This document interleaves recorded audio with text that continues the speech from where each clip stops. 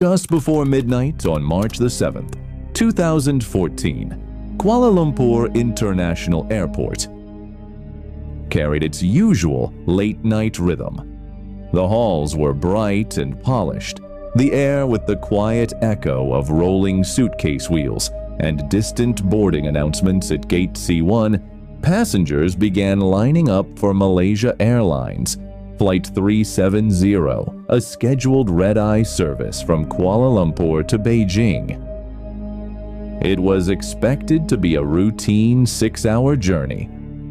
The aircraft waiting at the gate was a Boeing 777-200ER, one of the safest and most reliable long-haul aircraft in commercial aviation. Inside the cockpit, Captain Zahari Ahmad Shah prepared for departure. He was 53 years old, a senior pilot with over 18,000 flight hours, calm, steady, and respected by colleagues. To his right sat First Officer Fariq Abdul Hamid, 27 years old, early in his career, but trained on the Boeing 777 and nearing the end of his transition into regular line flying. The cabin slowly filled with 227 passengers, families, students, business travelers, and tourists. Some settled into their seats and began to browse the entertainment screens. Others sent last-minute messages before the aircraft doors closed. At 12:41 a.m., MH370 rolled down runway 32R and lifted into the night sky. The initial climb was smooth. Malaysian Air Traffic Control cleared the aircraft to its assigned cruising altitude of 35,000 feet. The weather ahead was calm, with only scattered clouds over the South China Sea flight crews on nearby aircraft. Later reported no unusual atmospheric conditions. For the first 40 minutes, everything proceeded normally as lights dimmed. Flight attendants secured the cabin and prepared for the early service. Pilots communicated with Kuala Lumpur controllers as expected.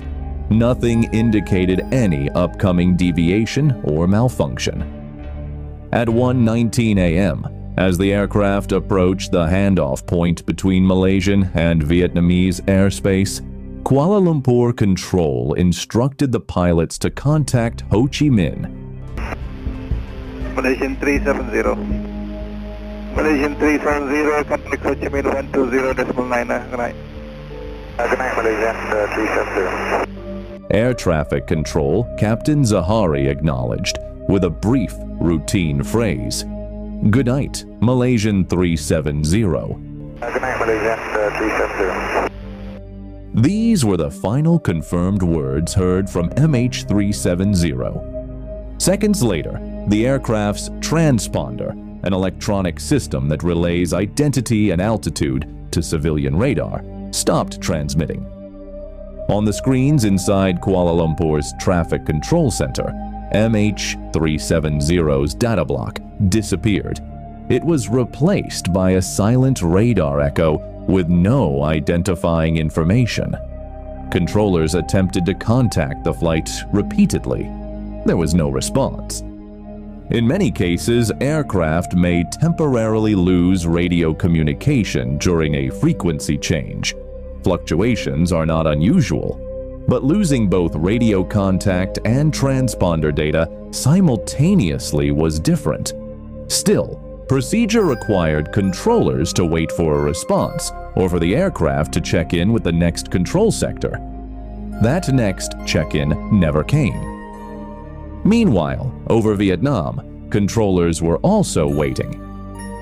MH370 was scheduled to appear on their radar minutes after leaving Malaysian airspace. It never did. They attempted several radio calls. No reply. Phones rang between the two control centers as each tried to determine whether the aircraft had crossed the boundary. Confusion set in. It took more time, time that would later be scrutinized heavily to realize the aircraft was no longer behaving as expected. But MH370 had not vanished at that moment. It had simply vanished from civilian systems. Unbeknownst to controllers at the time, Malaysian military radar, using a different method of tracking, continued to detect an aircraft returning westward across the Malaysian peninsula.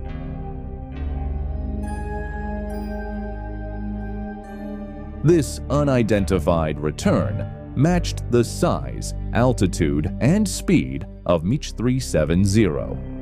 At 1:30 a.m., while civilian systems showed nothing, the aircraft was crossing back over the country it had just departed from.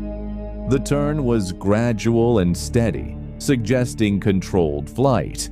No distress signal was sent, no emergency codes were entered, no radio message was attempted, at least none that were received. If passengers were awake, they might have felt the slight bank as the aircraft turned. In a large jet, such a turn would feel gentle, almost unnoticeable. Nothing about it would cause alarm. The aircraft then reached the west coast of Malaysia, turned northwest, and continued along the Strait of Malacca. Military radar tracked it until about 2:22 a.m., when it moved beyond range. To the public, none of this was known yet. To controllers, the aircraft was still missing somewhere in the South China Sea. Ships were being notified. Search and rescue protocols were slowly beginning, but the aircraft itself was far from the South China Sea.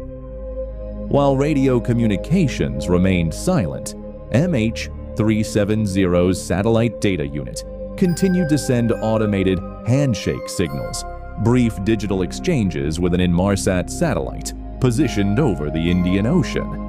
These signals did not include position data, but they showed that the aircraft remained powered and airborne for hours after its disappearance from radar. This detail would later become central to the investigation.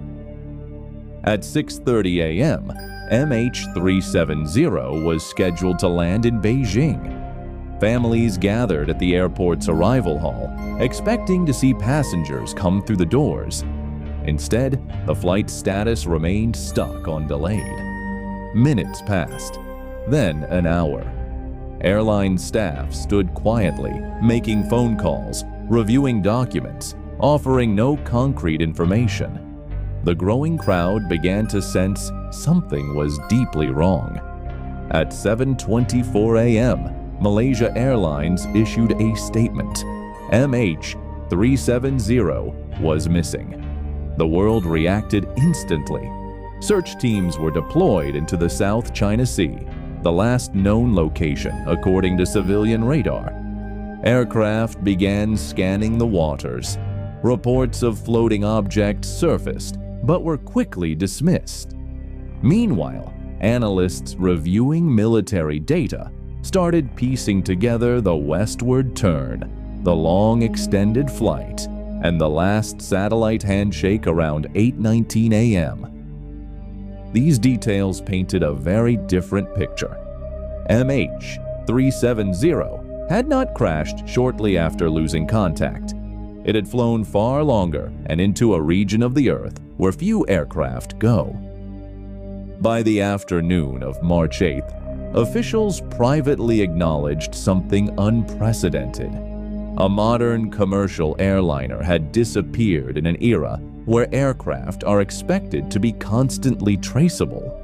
What they knew: the plane took off normally. Communications ceased unexpectedly. It reversed course. It flew for nearly 7 hours. It reached one of the most remote places on Earth. What they didn't know was everything else. What happened in the cockpit, why the plane turned, and why no distress call was ever made. By the end of the first day, one thing was clear: MH370 was not simply missing. It had gone silent, turned around, and flown into a part of the world almost impossible to search. The effort to find it was only just beginning. The southern Indian Ocean is one of the most remote areas on Earth. It stretches for thousands of kilometers with almost no flight routes, no shipping lanes, and no islands for distress landings. When investigators realized MH370 had likely ended somewhere in this vast region, it changed the entire direction of the search. But before teams could even begin searching, they had to understand how the aircraft got there. With no radio communication, no transponder, and no confirmed eyewitnesses, investigators relied heavily on one source: the automated satellite handshakes exchanged between the aircraft and an Inmarsat satellite orbiting high above the equator.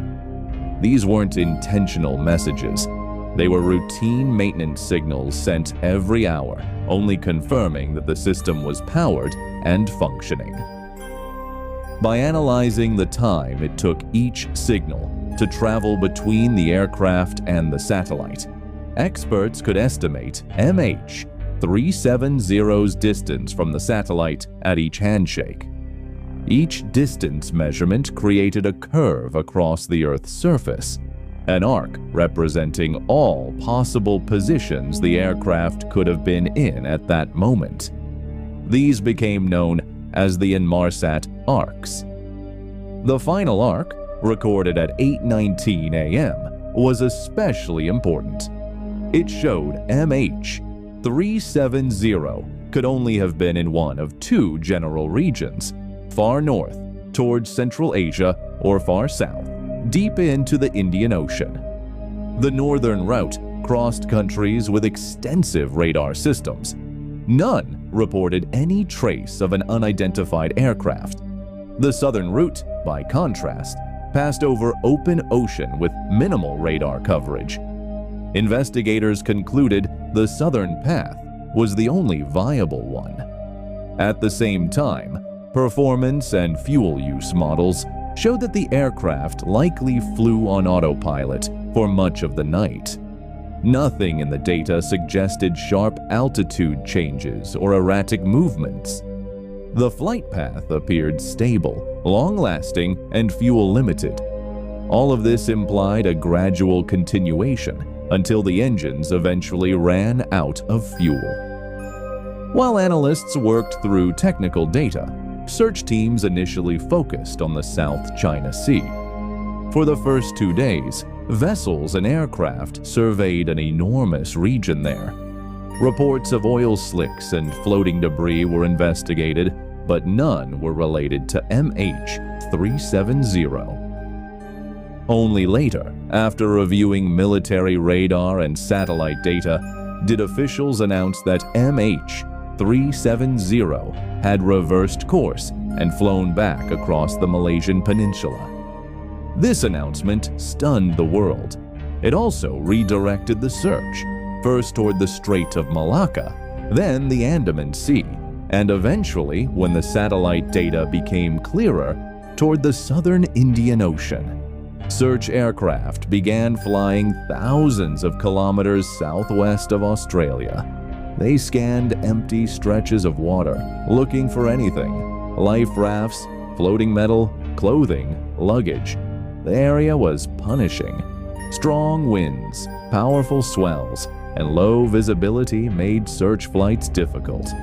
Crews spent long hours surveying endless water with no landmarks. Ships arrived too, each one scanning a slightly different grid. But days passed without discoveries. Some satellite images showed what looked like possible debris fields. But by the time ships reached the locations, hours or days later, nothing was there. The ocean's currents moved quickly and unpredictably. While surface searches continued, investigators began studying possible causes for the disappearance. They reviewed the aircraft's maintenance logs. MH370 had no major unresolved mechanical issues. They looked at cargo records, including batteries that could pose a fire risk. Nothing indicated a high probability fire scenario. They examined crew backgrounds. Captain Zahari was an experienced Boeing 777 pilot with no confirmed history of mental health concerns or disciplinary issues. First Officer Farik was early in his career and had recently completed supervised training. Investigators found no verified evidence of foul play from either pilot. Still, because no cause could be ruled out, several broad possibilities remained open. A sudden mechanical failure that disabled communications, a rapid decompression event, a fire or smoke emergency, interference or tampering with communication systems, a deliberate human action. But none of these scenarios fully matched all available data. A decompression or fire would typically cause pilots to descend and attempt communication. A complete electrical failure would not explain the deliberate-looking turnback and extended flight time. A hijacking scenario lacked supporting evidence, as no group claimed responsibility and no demands were ever issued. These unanswered questions, combined with the lack of immediate debris, made MH370 one of the most puzzling aviation incidents in modern history. As the focus shifted south, search efforts intensified. Australia took a lead role in coordinating resources. Specialized aircraft from multiple countries joined the operation. Oceanographic experts studied currents to predict where debris might drift. Volcanologists and geologists provided knowledge about the ocean floor's topography. The region contained underwater mountains, ridges, trenches, and volcanic features. Some areas were deeper than 4,000 meters. Search crews faced conditions far different from typical accident investigations. There was no wreckage to examine, no flight data recorder, no cockpit voice recorder, and no primary crash site. In April 2014, Australian vessels equipped with underwater listening devices began searching for the black box pinger signals. The recorders were designed to transmit an acoustic signal detectable by underwater microphones for at least 30 days after impact. Crews listened carefully for faint pulses, sweeping back and forth across the ocean's surface. During this time, a few underwater detections sparked hope. If these signals belonged to MH370, search teams might finally be zeroing in on the crash site. But after extensive follow-up, no wreckage was found in those areas. Later, analysis showed the detections did not match the expected frequency pattern of the aircraft's pingers. Once the pinger batteries were assumed to be dead, the next phase began, scanning the ocean floor using deep-sea sonar. Search ships deployed towed sonar devices capable of mapping the seabed in high detail. These devices moved slowly, covering narrow strips of ocean floor on each pass. Every ridge, every slope, every unusual shape had to be checked. The process was extremely slow. The search area was vast, larger than many countries. Each day of scanning covered only a tiny fraction. In July 2015, more than a year after the disappearance, a beachcomber found a piece of debris on Réunion Island near Madagascar. It was a flaperon, a large hinged section of a Boeing 777 wing. It was independently verified as part of MH370. Over the next few years, additional pieces washed ashore on islands and coastlines around the western Indian Ocean, including parts of Mozambique, South Africa, and Mauritius. These discoveries confirmed two critical facts. MH370 had reached the Indian Ocean, and it had broken apart on impact. But drift analysis could not pinpoint the crash site precisely. Currents vary seasonally and are influenced by deep water movement, surface winds, and eddies. A single piece of debris can drift thousands of kilometers over months or years. Still, the evidence was clear. The search needed to stay along the southern arc. By the end of 2016, the underwater search had mapped large sections of the seabed. Some regions revealed dramatic underwater landscapes, volcanic peaks, steep cliffs, and deep basins never before charted. These 3D seabed reconstructions were shared publicly and remain some of the most detailed ocean floor maps ever made. But none of the mapped areas contained the aircraft. In early 2017, after scanning over 120,000 square kilometers of ocean floor, the official search was suspended. Efforts could continue only if new, more precise information emerged. The search had become the most extensive aviation investigation ever conducted, yet MH370 remained unfound, and the world's attention drifted to the central question left behind. After flying silently across Southeast Asia, what exactly happened in the final hours of the flight?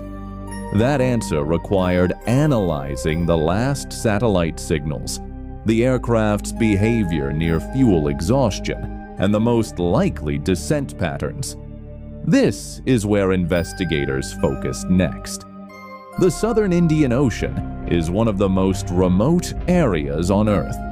It stretches for thousands of kilometers with almost no flight routes, no shipping lanes, and no islands for distress landings. When investigators realized MH370 had likely ended somewhere in this vast region, it changed the entire direction of the search. But before teams could even begin searching, they had to understand how the aircraft got there. With no radio communication, no transponder, and no confirmed eyewitnesses, investigators relied heavily on one source: the automated satellite handshakes exchanged between the aircraft and an Inmarsat satellite orbiting high above the equator. These weren't intentional messages. They were routine maintenance signals sent every hour, only confirming that the system was powered and functioning. By analyzing the time it took each signal to travel between the aircraft and the satellite, experts could estimate MH370's distance from the satellite at each handshake. Each distance measurement created a curve across the Earth's surface, an arc representing all possible positions the aircraft could have been in at that moment. These became known as the Inmarsat arcs. The final arc, recorded at 8:19 a.m., was especially important. It showed MH370 could only have been in one of two general regions: far north towards Central Asia, or far south, deep into the Indian Ocean. The northern route crossed countries with extensive radar systems. None reported any trace of an unidentified aircraft. The southern route, by contrast, passed over open ocean with minimal radar coverage. Investigators concluded the southern path was the only viable one. At the same time, performance and fuel use models showed that the aircraft likely flew on autopilot for much of the night. Nothing in the data suggested sharp altitude changes or erratic movements. The flight path appeared stable, long-lasting, and fuel-limited. All of this implied a gradual continuation until the engines eventually ran out of fuel. While analysts worked through technical data, search teams initially focused on the South China Sea. For the first 2 days, Vessels and aircraft surveyed an enormous region there. Reports of oil slicks and floating debris were investigated, but none were related to MH370. Only later, after reviewing military radar and satellite data, did officials announce that MH370 had reversed course and flown back across the Malaysian peninsula. This announcement stunned the world. It also redirected the search, first toward the Strait of Malacca, then the Andaman Sea, and eventually, when the satellite data became clearer, toward the southern Indian Ocean. Search aircraft began flying thousands of kilometers southwest of Australia. They scanned empty stretches of water, looking for anything: life rafts, floating metal, clothing, luggage. The area was punishing. Strong winds, powerful swells, and low visibility made search flights difficult. Crews spent long hours surveying endless water with no landmarks. Ships arrived too, each one scanning a slightly different grid. But days passed without discoveries. Some satellite images showed what looked like possible debris fields. But by the time ships reached the locations, hours or days later, nothing was there. The ocean's currents moved quickly and unpredictably. While surface searches continued, investigators began studying possible causes for the disappearance. Investigators examined every major possibility. The aircraft had no unresolved mechanical issues, no verified fire risk, no evidence of decompression, and nothing conclusively pointing to hijacking or deliberate pilot action. Yet no single scenario fit all the data. The disappearance remained unexplained. Search efforts moved to the southern Indian Ocean, one of the hardest places on Earth to investigate. Black box signals were never confirmed, and months of sonar scans revealed only vast underwater mountains and trenches. More than 120,000 square kilometers were searched without finding the wreckage. In 2015, a flaperon from MH370 washed ashore on Reunion Island, followed later by other confirmed debris across the western Indian Ocean. These finds proved the aircraft had reached the Indian Ocean and broken apart on impact, but drifting currents made the exact crash site impossible to pinpoint. Satellite handshake data showed the plane stayed airborne for hours, following a stable southbound path until fuel exhaustion. After the final handshake, it likely lost power and descended steeply into the ocean, leaving little floating debris. No cause, mechanical failure, fire, electrical collapse, or deliberate action could be confirmed. The aircraft's final location remains uncertain, and much of the potential impact zone is still unsearched.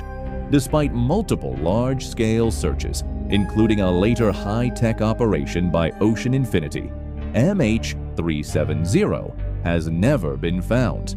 The case reshaped global aviation tracking, but remains unsolved. Somewhere along the final satellite arc, in one of the most inaccessible regions on the planet, the answers still lie hidden.